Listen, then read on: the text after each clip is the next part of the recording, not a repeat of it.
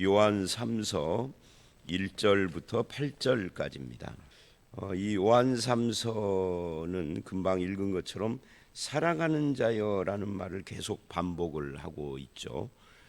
이 요한과 가이오의 관계에 대해서 표현하는 그런 말씀이기도 하고, 그리고 성도가 성도를 어떻게 바라봐야 하는가 하는 것을 보여주는 그런 말씀이기도 합니다.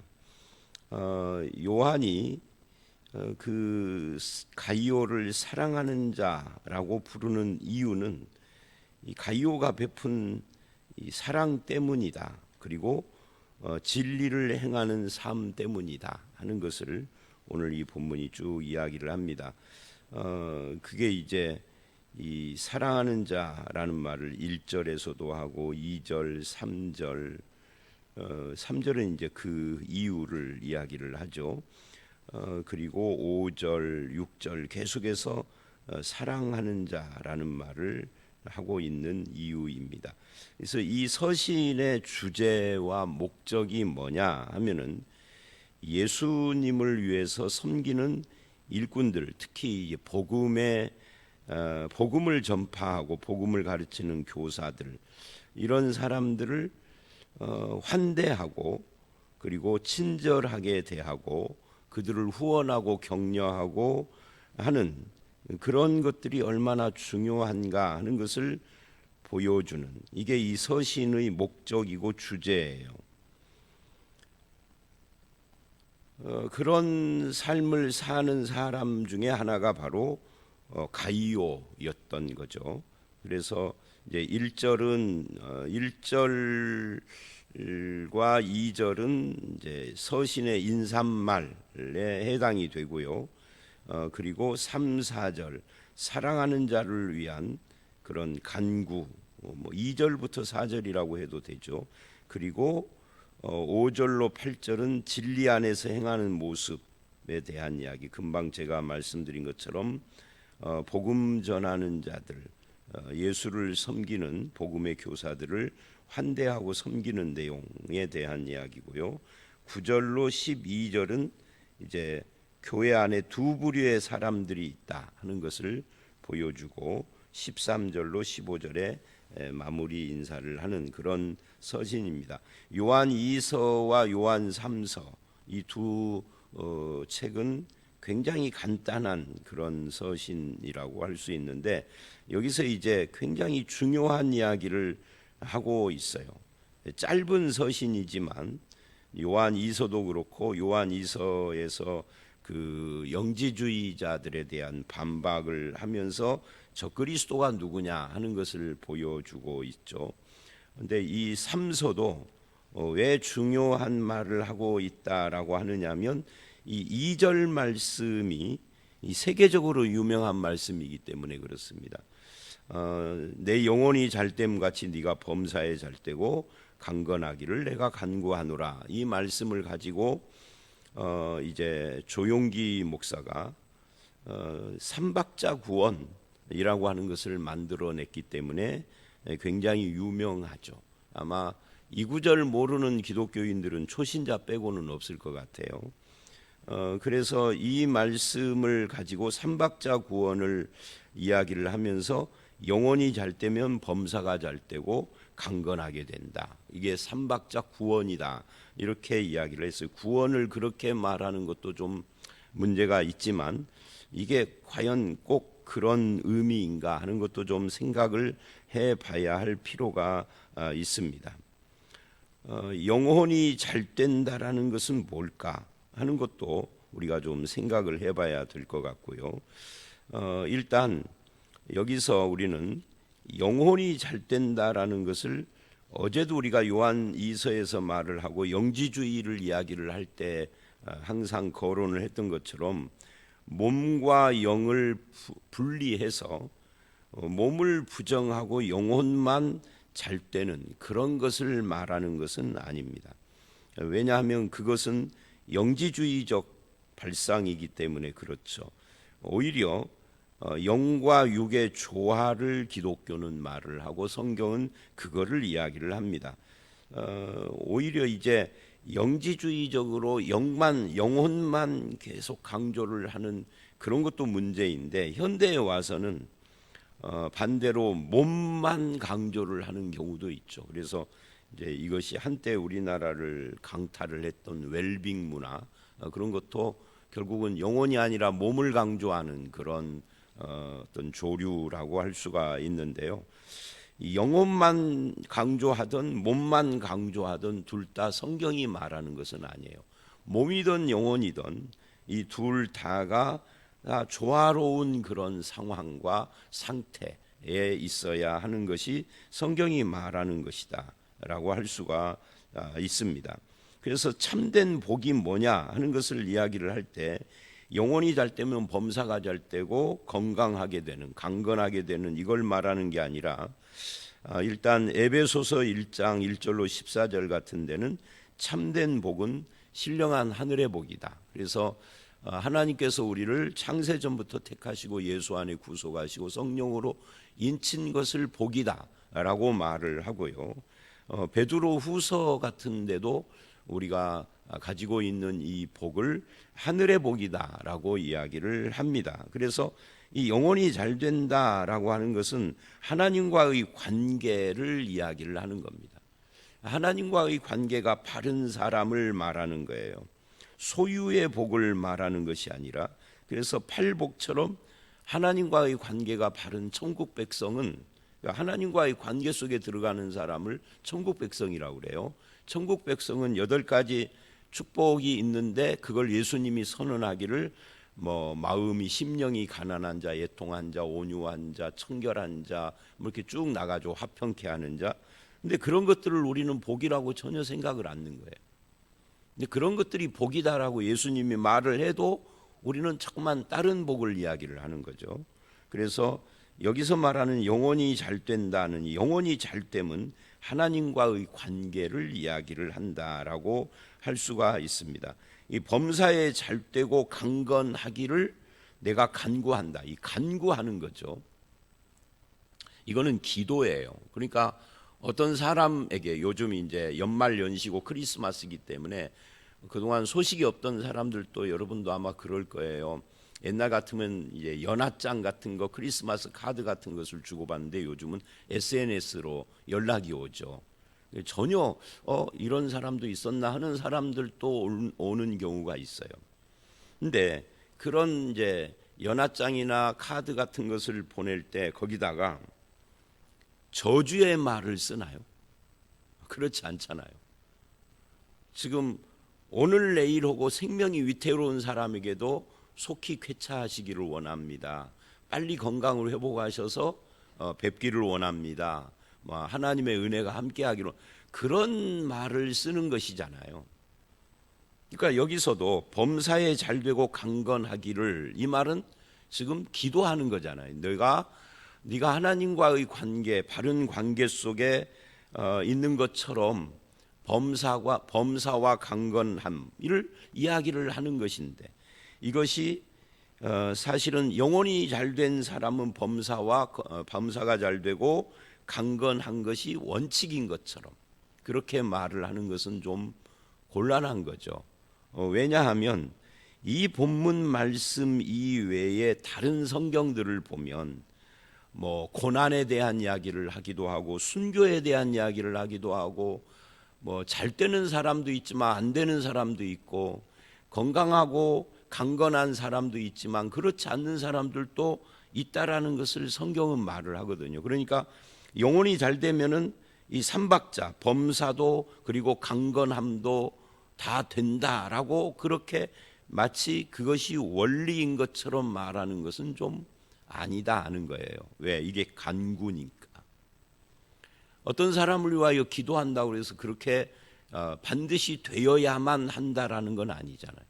하나님의 뜻 가운데서 되는 것이지, 어떤 사람은 이렇게 저 사람은 다르게 각자에게 하나님이 주신 목대로 되는 것이죠. 하나님의 뜻을 구하는 것이죠. 근데 여기서는 범사가 잘 되고 강건하기를 내가 간구한다는 거예요. 기도하는 거예요. 기도. 사랑하는 자이기 때문에. 그 다음에 이렇게 말을 하죠. 이제 여기까지는 일종의 인사말 같은 거고, 3절에 형제들이 와서 너에게 있는 진리를 증언한다. 그러니까 가이오에게 있는 진리를 소유한 자라는 거죠. 그것을 남들이 네가 진리 안에 있다라는 것을 증언한다는 거예요. 네가 진리 안에 있을 뿐만 아니라 진리 안에서 행하기도 한다. 진리 안에 진리를 소유한 자, 진리를 행하는 자, 그게 가이오라는 거죠. 그래서 내가 심히 기뻐했다. 다른 사람들이 너에 대해서 그렇게 말을 하더라. 그러니까 이러는 거죠. 여기 계시는 여러분들에 대해서 어떤 사람이 저에게 와서 목사님, 김 집사님 아세요? 알죠. 제가 김 집사님 어렸을 때부터 친구고 한 교회를 다니고 여태까지 아주 친밀하게 지내는 사이입니다. 그러세요? 근데요, 김 집사 정말 친구지만 내가 본받을 만하고 존경을 해요. 왜요? 진리 안에 있고 진리 안에 행하는 사람입니다. 제가 예수를 수십 년 믿지만 진리 안에서 그것을 행하는 사람은 김 집사님 말고는 본 적이 없어요. 아주 귀한 분이에요. 이렇게 이야기를 한단 말이죠. 그러면 그 김 집사를 잘 아는 사람이 그렇게 말을 하면 그 김 집사 교회의 목사인 나는 얼마나 기쁘겠어요. 그 이야기를 지금 하고 있는 거죠. 이게 이제 2절에서 말하는 영혼이 잘 되는 사람의 모습이라는 거예요. 하나님과의 관계가 바르게 되어 있으니까 진리 안에 있고 진리를 행하는 사람이 된 거죠. 그래서 4절, 내가 내 자녀들이 진리 안에 행한다함을 듣는 것보다 더 기쁜 것은 없다. 이거야 당연한 귀결이죠.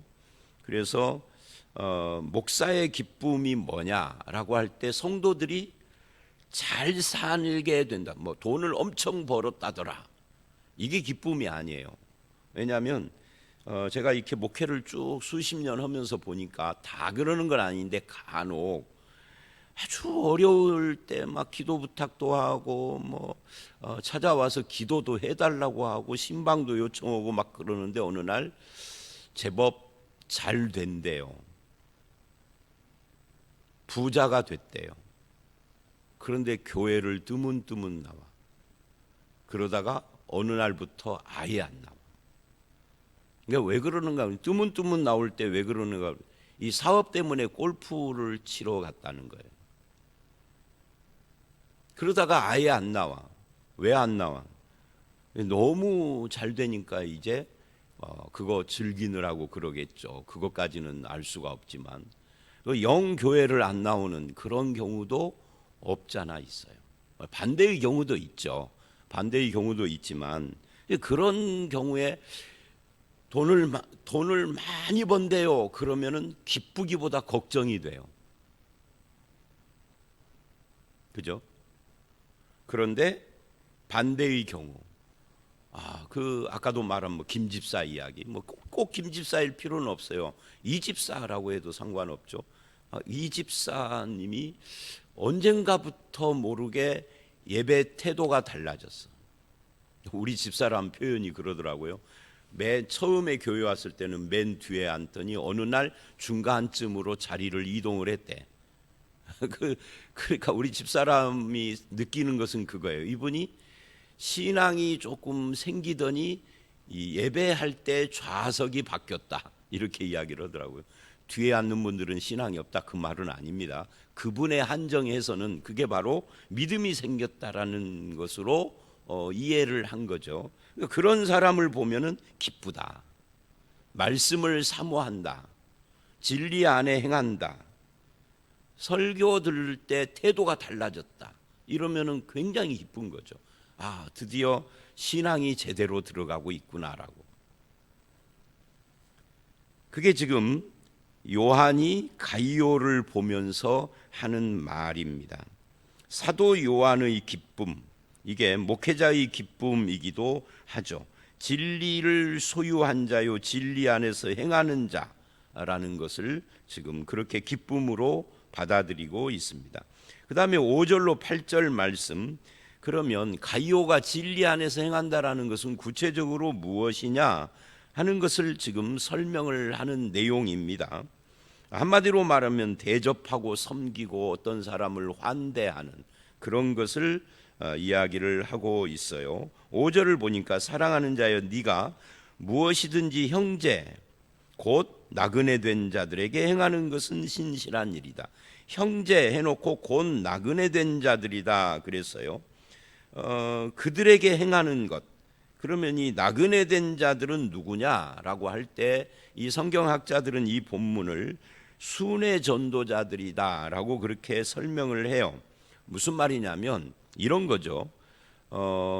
예수를 믿다가, 요즘은 이제 핍박받는 시대가 아니니까 그런 일들이 없는데, 이때에는, 초대교회 시대에는 예수 믿는 것 때문에 죽기도 하고 죽지는 않더라도 마을이나 가정에서 쫓겨나는 경우들이 많이 있었습니다. 쫓겨날 때 뭐 집도 다 포기하고 재산도 다 포기하고 그냥 몸만 나오는 거잖아요. 근데 이 사람들이, 우리 같으면 여기서 이 마을에서 쫓겨나면 다른 마을로 가서 정착해서 살려고 할 텐데, 그렇게 하지 않고 쫓겨나 가지고 이왕 쫓겨난 거 하면서 이제 복음을 들고 각지를 돌아다니며 전도를 하는, 그러니까 예수님 때문에 쫓겨나서 선교사가 된 거예요. 그런 사람들을, 이때는 선교사라는 용어가 없었는데 이제 복음을 들고 순회하는, 이걸 나그네다라고 해요. 그러니까 이 나그네는 그냥 나그네가 아닌 거죠. 신앙 때문에 핍박받아서 된 나그네들인 거예요. 이들이 다른 지역으로 갈 때 숙소를 잡는다든지 먹을 것을 해결한다든지 할 때는 그 지역의 교회에 몸을 의탁하고, 아니면 그 지역의 교회 성도의 가정 같은 데 몸을 의탁하고, 그리고 순회 선교를 한 거예요. 그런데 그런 사람들을 환대하지 않고 밀어내는 사람들도 있다. 그게 이제 내일 말씀 9절 이하에 나오는 사람들입니다. 밀어내는 사람도 있다. 오히려 반대하고 박해하고 이러는 사람들도 있다는 거죠. 그런데 가이오는 그렇게 하지 않고 그들을 환대해 줬다는 거예요. 그게 5절 6절 이야기입니다. 그래서 6절을 보면 이렇게 말을 해요. 그들이 교회 앞에서 너의 사랑을 증언하였느니라. 그러니까 요한이 가이오에 대해서 누구에게 들었느냐, 그가 진리 안에 있고 진리를 행한다는 말을 바로 그 순회하는 그 나그네들, 그들이 이제 요한이 있는 교회에도 와서 교회 앞에 간증을 하는데 가이오에 대한 이야기를 했다는 거예요. 그래서 요한이 알은 거죠. 그래서 요한이 지금 이 요한 3서를 쓴 거예요. 너의 사랑을 증언하였다. 근데 그게 바로 진리에서 나온 사랑이다라고 지금 이야기를 하고 있는 겁니다. 그러니까 요한 쪽에서 일방적인 주장이 아니라 사람들이 인정하고 증언한 것을 가지고 말을, 네가 하나님께 합당하게 그들을 전송하면 좋으리로다. 그러니까 그런 사람들을 환대하고 합당하게 전송, 합당하게 전송한다라는 것이 구체적으로 무엇인지는 안 나와 있지만 아마 다른 지역으로 가서 선교를 할 때 필요한 뭐 물질이라든지 음식이라든지 이런 것들을 주어서 전송하는, 아마 그런 것들을 이야기를 하는 거겠죠. 이제 그러면은 더 좋겠다, 이렇게 말을 하고 있는 겁니다. 한마디로 말하면 섬기고 대접하고 환대했다. 이게 진리 안에 행하는 사람의 모습이었다. 그러면 우리는 뭐 가이오처럼 이런 식으로 핍박받는 시대가 아니기 때문에 어떤 사람이 우리 집에 와서 내가 복음 때문에 쫓겨났는데 뭐 어쩌고 이러는 경우는 없지만, 우리가 다른 나와 같이 신앙생활을 하는 다른 사람이나 아니면 타교의 교인이나, 이단 빼고 말이죠, 이단에게까지 그러라는 건 아니에요. 타교의 교인이나 아니면 이웃들에 대해서 친절하게 대하고 대접하고 섬기고 환대하는 것이 우리 그리스도인들이 해야 할 몫이다는 거예요. 이게 굉장히 중요한 부분이죠. 같은 교회의 형제는 말할 것도 없고, 내가 사는 마을 또는 아파트, 내가 사는 아파트 같은 통로, 적어도 다른 사람 몰라도 같은 통로 사람들은 알 거 아니에요, 서로를. 그러면 그들에게 친절하게 대하고, 무슨 일이 있으면 뭐 우리나라 사람 인심처럼 떡도 좀 나누기도 하고, 좋은 소식에 대해서 이야기도 하고, 뭐 교회에서 이번에 떡 주고 그랬잖아요. 근데 그거 떡 좋아하는 사람은 잡수시고요. 별로 안 좋아하는데 떡을 받았어요. 저는 떡을 별로 안 좋아하니까 떡을 받았어요. 그럼 어떻게 해요? 가다가 아파트 경비실에 경비 아저씨에게 전달하기도 하고 뭐 그렇게. 우리 교회는요, 그렇게 친절하게 자기에게 해준 경험을 가지고 있는, 만나기만 하면 웃고 교회에 대한 이야기도 하고 또 여러 가지 친절을 베풀었던 모양이에요, 우리 교회 어떤 집사님이. 근데 그 경비실에 근무하시던 분이 우리 교회에 등록을 했어요. 어떻게 우리 교회에 오셨어요? 그랬더니 어떤 집사님을 거론을 하면서 그분이 그렇게 자기가 그 아파트의 경비실에 근무를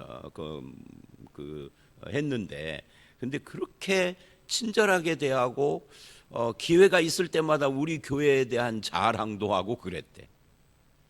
그래서 되게 궁금했다는 거예요.